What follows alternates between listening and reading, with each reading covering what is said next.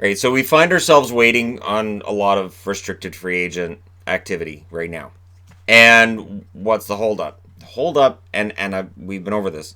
I don't really think it's money. I don't. I think it's term. And this is why players are fighting for term. Once you have 7 seasons of experience in the National Hockey League, you're an unrestricted free agent. Or at age 27. Now, if you're a teenager, you're 18 years of age, you're great out of the draft, you can play right away, you can be an unrestricted free agent at 25 years of age now. That's an attractive option. Not because you want to leave, but because you can have a bidding war for your services. And when 25-year-olds in their prime are available... See, I remember when the NHL was balking at the idea of anybody under the age of 31 hitting unrestricted free agency, when they controlled players and their destinies until age 31. And the league fought hard, and they said a lot of the same things that you hear all the time. Cost certainty. And we don't want this market to get, crazy. They didn't want the free agent market to turn into kind of what it is. And what restricted free agents are doing right now is making it so it's even more difficult. Now, if you're 25 years or older, and this doesn't affect the guys in this situation, you've played less than 80 games in an organization, or you've played less than 80 games in your career, you can declare Group 6. You can only do it once in your career. You have to be 25 years of age or older. So this is why sometimes you'll see a guy go unrestricted, and you go, wow, he seems really young. This may very well be what it is. He's declared, I'm unrestricted. I want out of this organization. I don't feel like I'm getting a chance. Now, restricted free agents want those shorter contracts because they want the earlier freedom. It's really what it boils down to. And they can make more money that way. So yes, for people who go, well, this is a money thing. Yes, and it's a freedom thing.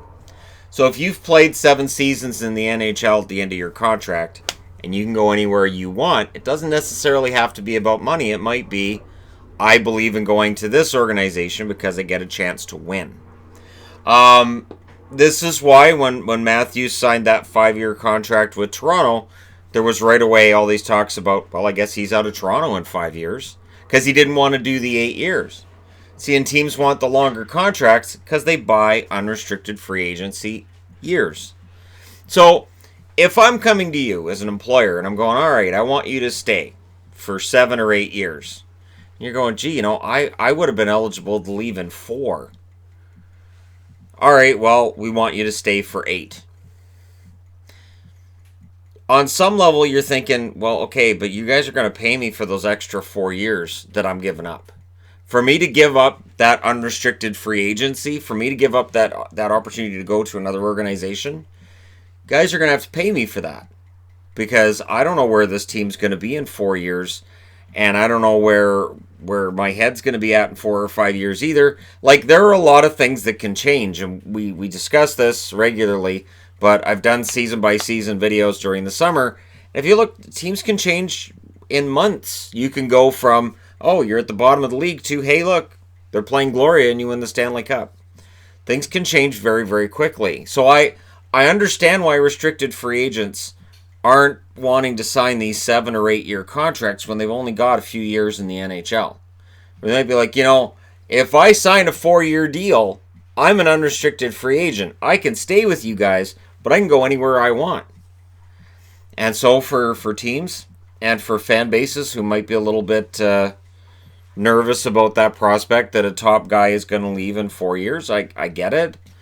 But at the same time, I understand what restricted free agents are fighting for right now. And this is the big fight. So where we've seen guys just taking long-term, and not only that, but think about it. Restricted free agents might be looking at some of these veteran players that are on these 6 or 7 year contracts, and those contracts are seen as crap, and those guys are getting traded around. Oh, this doesn't work. Well, they may not want to do that either. They might be thinking, if I sign a shorter term contract, if things don't work out, I'm not stuck. I'm not stuck with that organization. They're not necessarily stuck with me either if they decide they want to move me, but I'm not stuck. And so there may very well be a reason why certain players would say, well, I don't want to sign here for more than 4 years. I look at Besser in Vancouver. Now, I love Brock Besser, and I'm a big Canucks fan. But if he's looking at Vancouver and going, I don't know that I want to spend 8 years here, I don't necessarily blame him. I really don't. If he says, I just want to sign 4 years and we'll see where we're at in 4 years, I can respect that.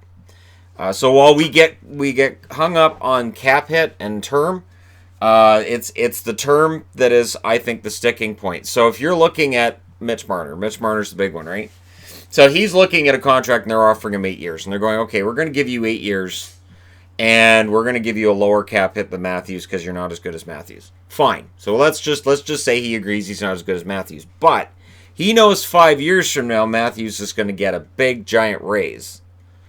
And in 5 years, he's still locked into a contract for another 3 years. That's where it gets tricky. That's where things get really tricky. Now, if Marner signs a shorter term contract, say 2 or 3 years, he's still a restricted free agent at the end of that contract. That makes some sense. But again, for Marner, he might look at that and go, geez, then in 3 years, I'm right back here again. And we're having this discussion again.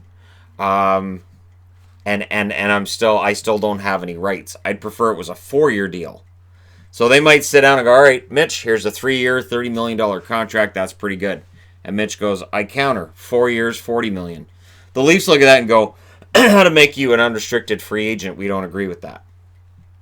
And that may very well be where the whole thing is. And I don't know if the kids are going to end up giving in first or if it's going to be teams caving. But it's an interesting fight, and this to me is where the fight is. We keep getting caught up in the numbers, and I keep seeing people saying, "Oh, Marner thinks he's worth as much as Matthews." No. This is freedom.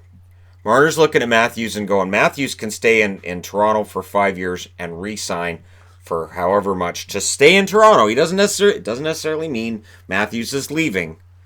But you look at how much more money you can make 5 years from now than you can sign for right now. You look at the cap that's always going up.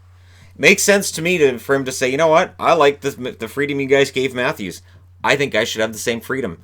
I'll play for less money than Matthews. No problem. But I want that freedom too. And if you're Toronto, you can kind of understand if you're thinking, geez, we really can't have Marner and Matthews potentially leaving within 12 months of each other. So if they gave Marner a 4-year deal and he goes, I'm out of here. And then Matthews looks at that and goes, well, geez, I guess I'm out of here. Long term, which is how teams are looking at it, and this is why they love the long-term contracts, they can't sell their fan base on 2 of their star players, potentially even leaving the franchise 4 or 5 years down the road. And this is how crazy things are. Because again, and I've mentioned this before, it used to be 20, 30 years ago, we'd say, hey, look, this guy signed a 4-year contract. Awesome. And we wouldn't be thinking about what was going to happen in 4 years. Never enter our minds. We go, hey, awesome, this guy signed for 4 years. And now it's only 4 years? What happened? Why did he only take 4 years? Why did they only give him 4? It's weird. Let me know what you guys think in the comment section below, as always. Don't forget to hit like and subscribe if you're browsing your way through. And here's a question for you guys. Which RFAs are not starting the season with their teams? Which guys are going to sit down and go, you know what? This is so important to me. I'm willing to risk going through missing some games this year. Let me know your thoughts. Don't forget to hit like and subscribe if you're browsing your way through. You just happened upon this video. And hey, thank you guys so much for all your support. I'll talk to you again soon.